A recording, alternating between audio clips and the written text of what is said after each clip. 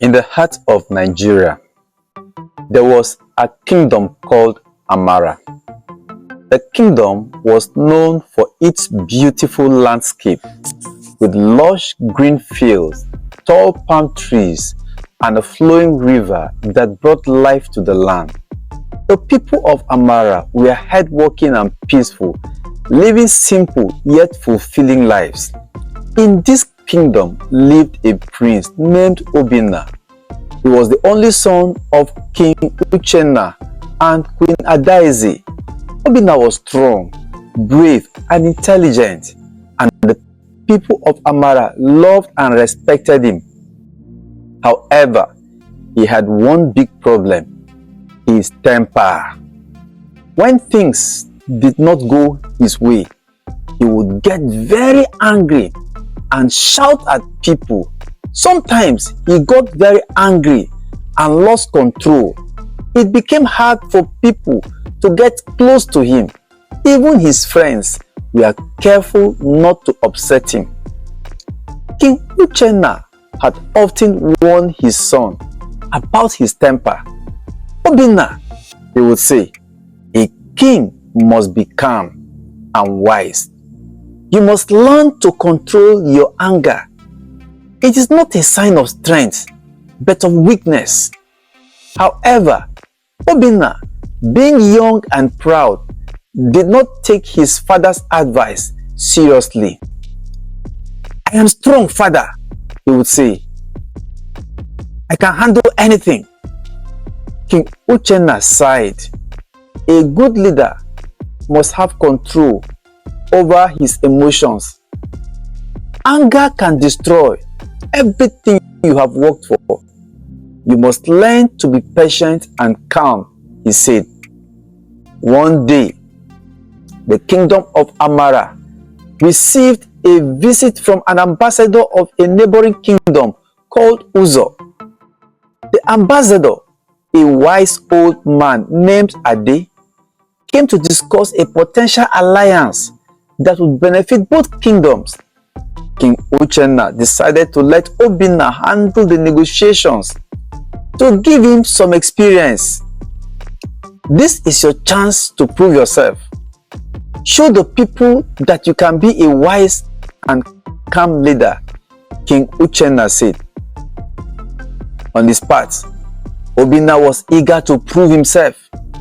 He met with Ade in the grand hall of the palace, which was decorated with colorful textured and golden ornaments. Ade spoke calmly and respectfully, but his careful and slow way of talking made Obinna impatient. The prince was in a hurry. He wanted to finish the meeting quickly and show his father that he could handle important matters.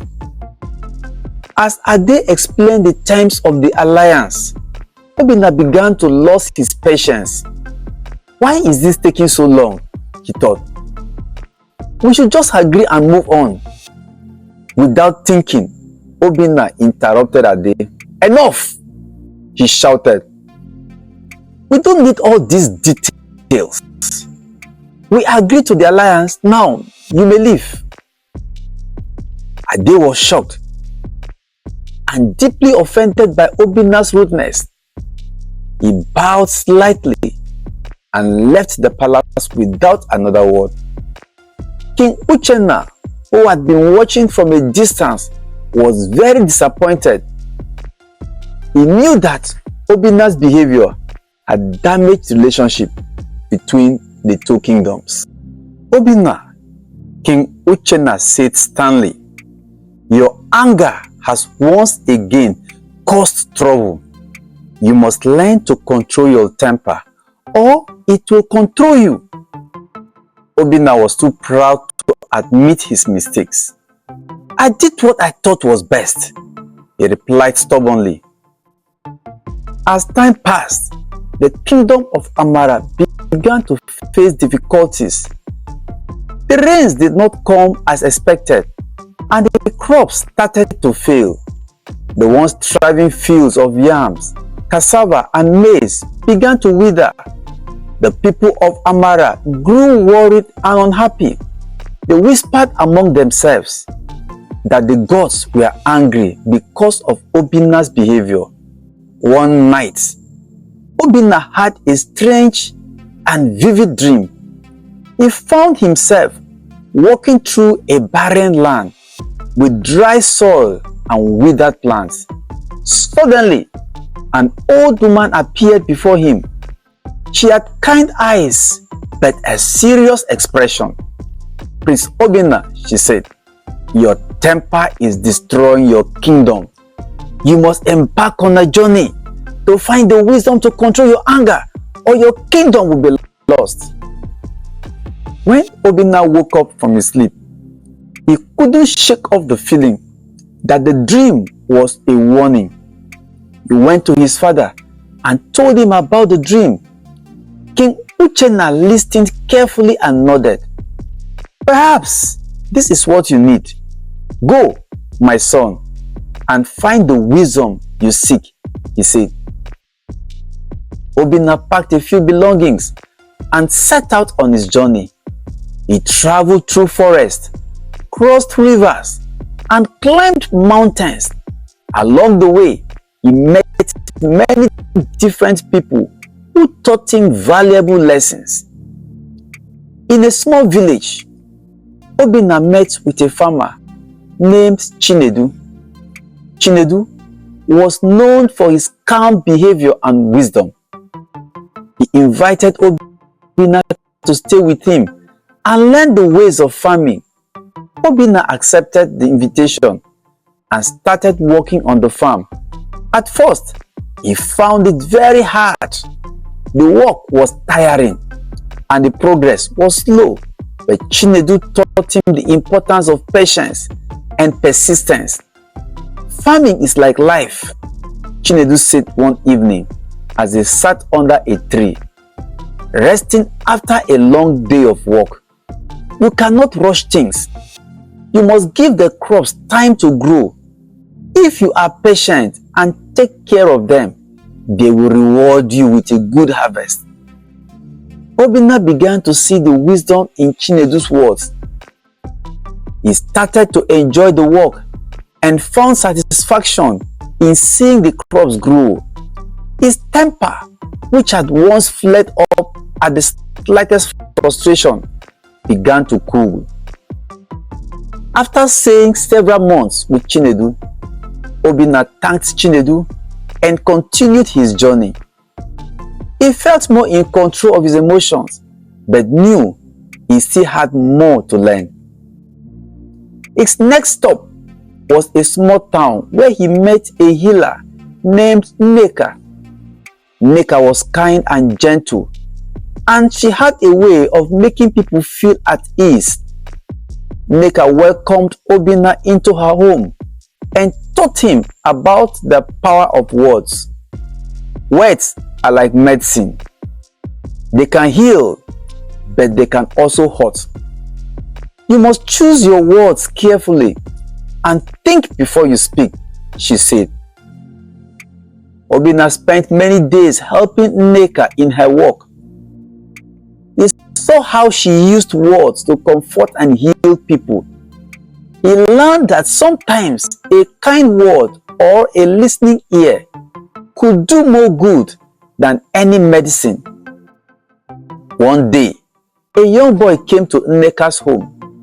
He was crying and very upset because his friends had teased him.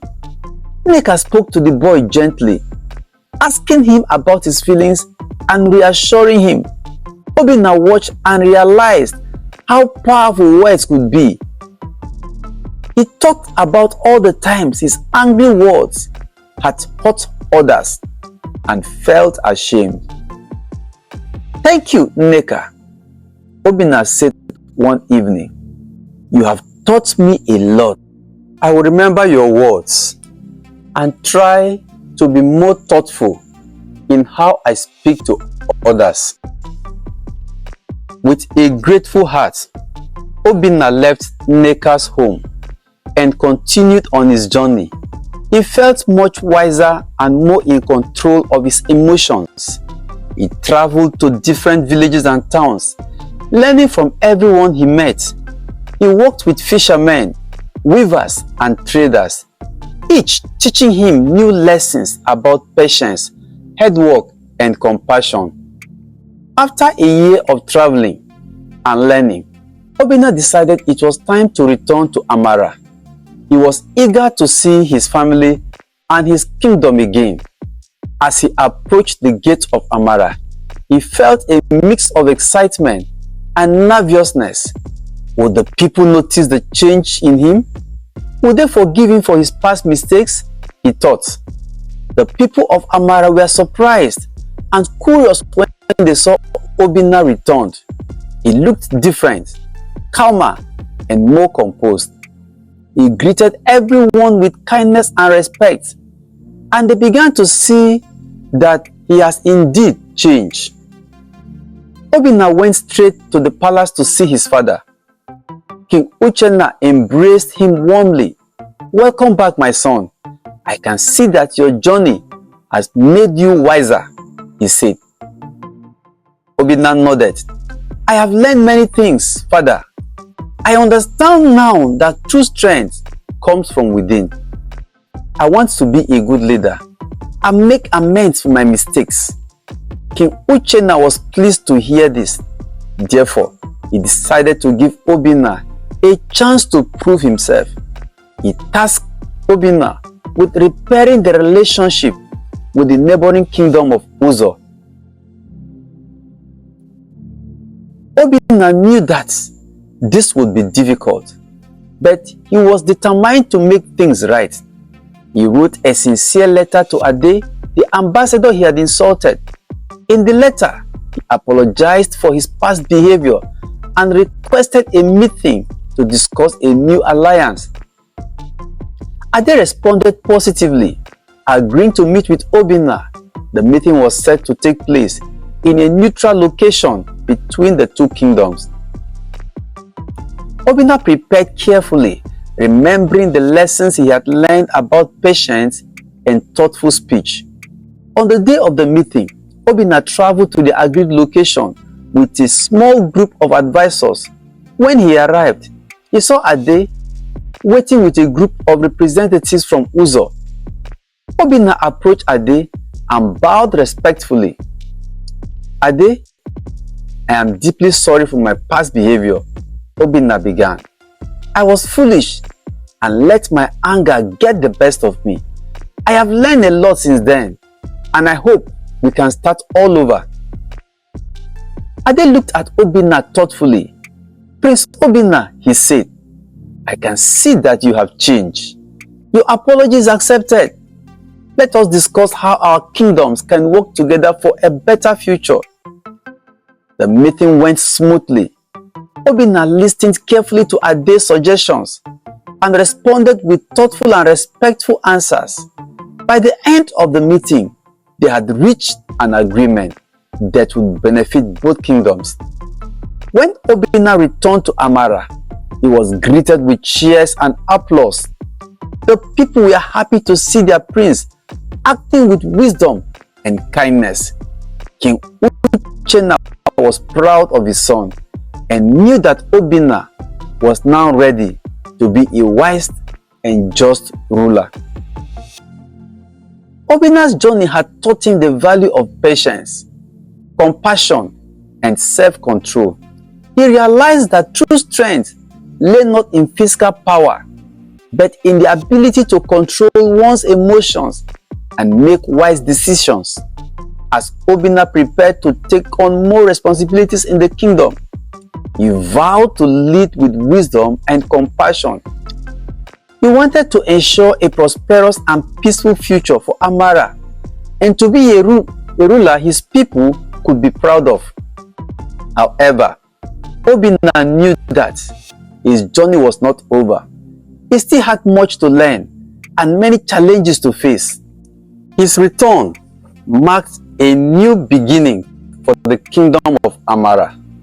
The once skeptical people began to see the positive changes in their prince. Slowly, their anger, trust in him was restored. But as with all journeys of life's growth, Obinna's path was far from smooth. One of the immediate challenges was the state of the kingdom's agriculture. The previous year's drought had left the fields barren and food was scarce. Determined to help his people, Obinna visited the fields himself, talked to the farmers just to understand their struggles. In one of the villages, Prince Obinna met an old farmer named Eze. Eze had been farming for over 50 years and had seen both good and bad times. "Your Highness," Eze said, "farming is not just about hard work. It's about understanding the land and respecting the seasons. The drought was harsh, but we must prepare better for the future." Obinna listened carefully, organized meetings with the kingdom's best farmer and scholars to develop a plan. They decided to build a series of small dams and irrigation channels to store water for the dry season.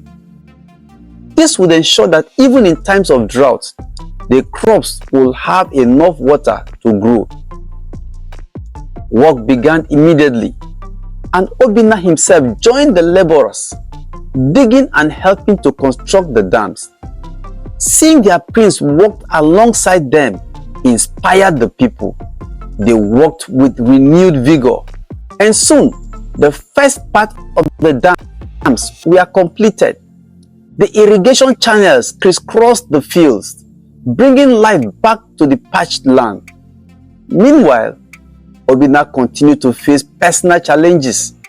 Although his temper had improved significantly, his anger surfaced occasionally.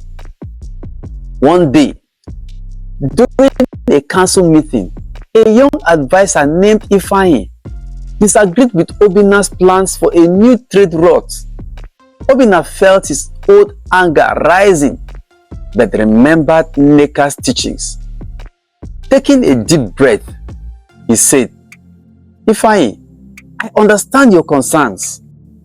Let's discuss them and find a solution together." This approach not only resolved the issue, but also earned Obinna more respect from his council. As the kingdom began to recover, Obinna turned his attention to education. He believed that for Amara to truly prosper, its people needed knowledge and skills. He decided to build a school in every village where children and adults could learn to read, write, and acquire new skills. To kickstart this initiative, Obinna invited skilled teachers from other regions to come to Amara. He also encouraged the elders of each village to share their knowledge and traditions with the younger generation. This blend of modern education and traditional wisdom created a unique learning environment. In the village of Nkwo, a teacher named Amina started teaching mathematics and science to eager young minds. She used simple practical examples that made learning fun and relatable. One day, she taught the children about the importance of clean water. Inspired, the children began to educate their parents about hygiene and health, leading to a cleaner and healthier village. Obinna frequently visited the schools, interacting with the students and teachers. During one such visit, a young girl named Chika caught his attention. She was bright and inquisitive, always asking questions. One day, she asked Obinna, "Why do people get angry? And how can they control it?" Obinna smiled, remembering his own journey.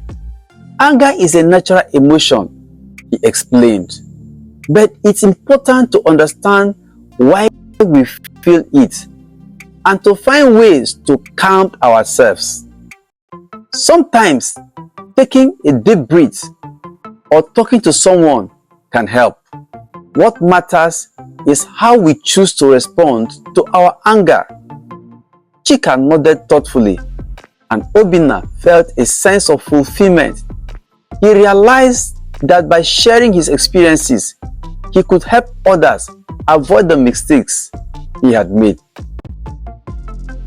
As the years passed, Obinna's leadership continued to transform Amara. The kingdom prospered and the people thrived.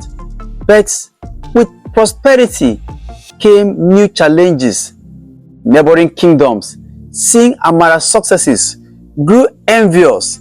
There were rumors of potential attacks and disputes over borders. One day, a messenger arrived from the kingdom of Ezi, bearing a letter from their king, Chima. The letter expressed dissatisfaction with the current borders and demanded a portion of Amara's fertile land. This was a delicate situation, and Obinna knew that how he handled it would define his leadership. Obinna called for a council meeting. The advisors were divided. Some suggested preparing for war, while others urged for peaceful negotiations. Obinna listened to all opinions, then spoke. We must seek peace first. War should be our last resort. I will meet King Chima and try to resolve this matter diplomatically. The meeting with King Chima was tense. Chima was a stern and ambitious ruler, and his demands were very high. But Obinna, drawing on all he had learned, approached the situation with calm and patience. He presented a fair argument, highlighting the benefits of peace and cooperation over conflict. For days, the negotiations continued. Obinna's resolve was tested, but he remained steadfast. Eventually, he proposed a trade agreement that would benefit both kingdoms without altering the borders. King Chima, seeing the wisdom in Obinna's proposal and the strength of his character, agreed.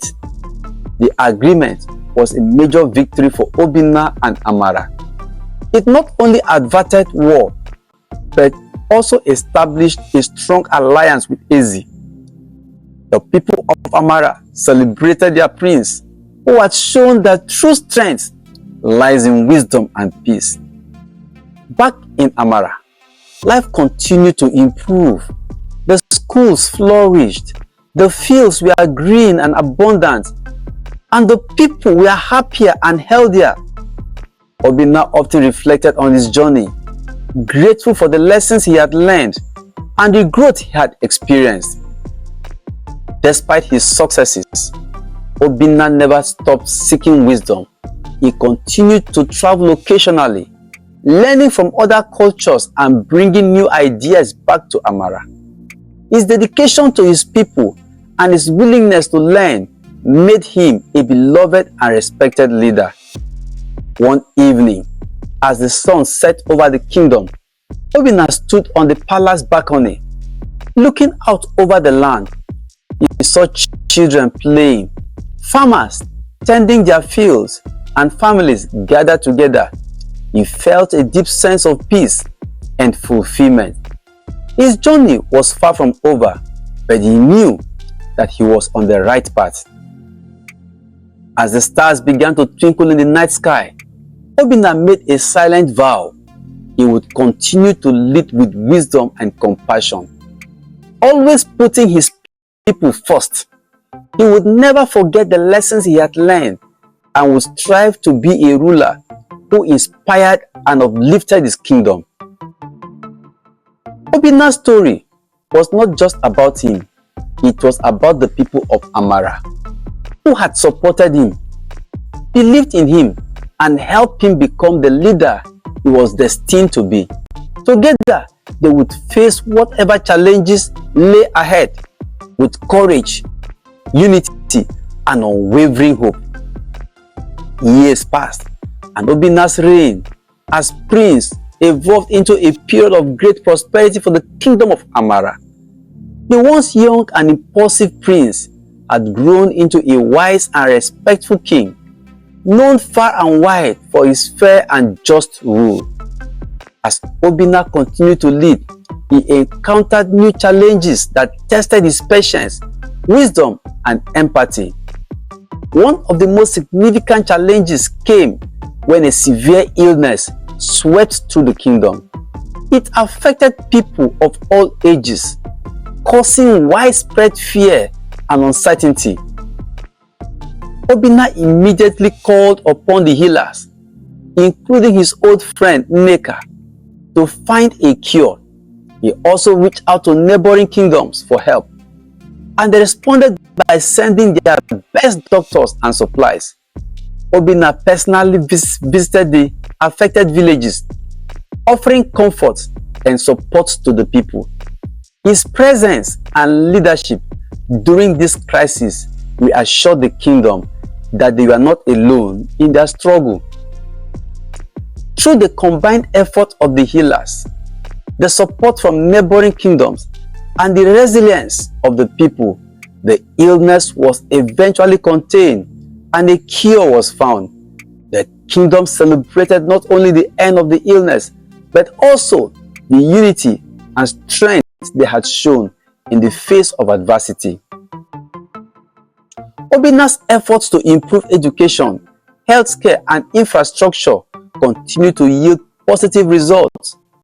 The schools he had established produced a generation of educated and skilled individuals who continued to contribute to the kingdom's growth. The healthcare system, bolstered by the lessons learned during the illness outbreak, became more robust and better prepared for future challenges. One of Obinna's proudest moments came when he established the Council of Elders, a group of wise and respected individuals from all walks of life who would advise him on matters of state. This council ensured that the voices of the people were heard, and it helped maintain a balance between tradition and progress. As the years went by, Obinna married a kind and intelligent woman named Ngozi. Together, they had 3 children, 2 sons, Kelechi and Ifeanyi, and a daughter, Amara. Obinna and Ngozi raised their children with the same values of wisdom, patience, and empathy that Obinna had learned on his journey. Obinna made it a point to teach his children about the importance of humility and the power of listening. He shared stories of his travels and the lessons he had learned from people like Chinedu, the farmer, and Nneka, the healer. He wanted his children to understand that leadership was not about power, but about serving the people with compassion and integrity. As the years turned into decades, King Obinna grew older. His once strong and youthful body became frail, but his spirit remained indomitable. He continued to lead with same passion and dedication, always striving to make Amara better place for future generations. One day, feeling the weight of his years, Obinna called his children to his side. "My dear children," he said, "the time will come where you must take on the mantle of leadership. Remember the lessons I have taught you. Lead with wisdom, kindness, and patience. The people of Amara are our family, and it is our duty to care for them." Kelechi, Ifeanyi, and Amara nodded, their eyes filled with respect and love for their father. They had watched him lead with grace and humility, and they were determined to follow in his footsteps. In the final years of his life, Obinna found solace in the knowledge that Amara was in good hands. His children were ready to carry on his legacy, and the kingdom was strong and united. He spent his days surrounded by family, sharing stories and laughter, and reflecting on the journey that had brought him to this point. One peaceful evening, as the sun set over the kingdom, King Obinna took his last breath.